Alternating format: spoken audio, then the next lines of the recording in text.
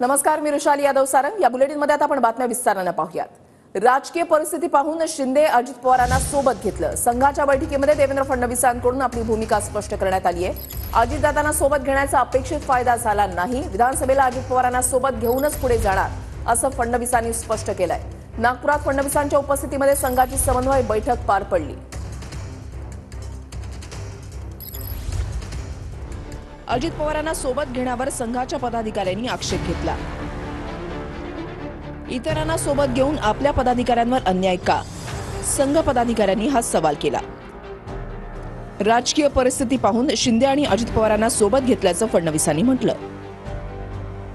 भाजप स्वबळावर सत्तेत येण्याची स्थिती नसल्यामुळे आधी शिंदेंना सोबत घेतलं। शिंदे भाजपच्या मतांची टक्केवारी आधीसारखं यश मिळवून देईल अशी नसल्यानं दादांना सोबत घेतल्याचं फडणवीसांनी या बैठकीमध्ये म्हटलं।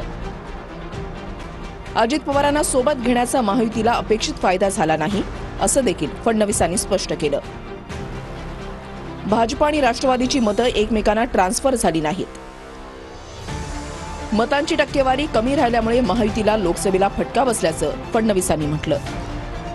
लोकसभा निवडणुकीमध्ये चुकीच्या नॅरेटिव्हचा फटका बसला।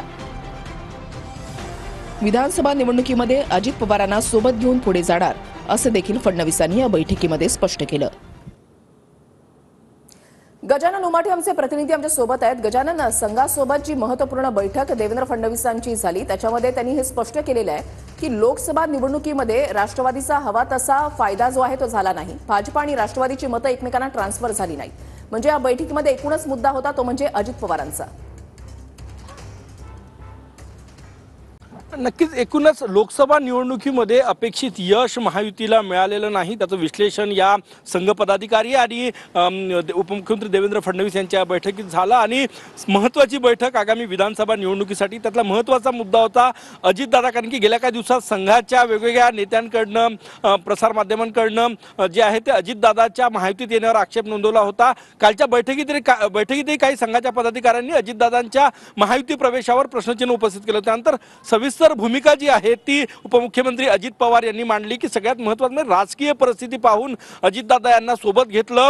सध्याच्या राजकीय परिस्थितीतला तो एक प्रयोग होता, परंतु त्याचं अपेक्षित यश मिळालेलं नाही असंही ते म्हटले, कारण की दोन्ही पक्षांची विचारधारा वेगवेगळी होती आणि वेवलेंथ जुळायला वेळ लागलेला आहे आणि त्यामुळे मतं ट्रान्सफर झाले नाही। राष्ट्रवादी, अजितदादा आणि भाजप यांचे 50% कमी मतं ट्रान्सफर झाली, त्यामुळे फटका बसला, हे एक विश्लेषण या बैठकीत करण्यात आलं। त्यासोबतच दुसरं महत्त्वाचं मतांची टक्केवारी जी आहे ती कमी राहिलेली आहे, त्यामुळे यश मिळालेलं नाही आणि आगामी निवडणुकीतही अजितदादा यांना सोबत घेऊन पुढे जाणार असल्याचं देवेंद्र फडणवीस यांनी सांगितलं। सगळ्यात महत्त्वाचं म्हणजे लोकसभा निवडणुकीत जो फटका बसला तो आगामी विधानसभा निवडणुकीत फटका बसणार नाही। त्यासाठी नेमकं काय काय करायला पाहिजे, खोटं नॅरेटिव्ह जे महाविकास आघाडीनं पसरवलं होतं त्याला कसं उत्तर द्यायला पाहिजे, या सगळ्या मुद्द्यांवर सविस्तर चर्चा झाली। विदर्भातले जवळपास संघाशी रिलेटेड 36 संघटनांचे पदाधिकारी या ठिकाणी होते आणि महत्त्वाची बैठक, कारण की या समन्वय बैठकीमध्ये स्वतः देवेंद्र फडणवीस उपस्थित होते आणि विदर्भात 62 विधानसभेच्या जागा आहे। विदर्भात जास्तीत जास्त यश मिळायचं असेल तर संघाची मदत भाजपला लागणार आहे, त्यामुळे ही बैठक अत्यंत महत्त्वाची मानली जाते। नक्कीच, धन्यवाद गजानन दिलेल्या सविस्तर माहितीसाठी।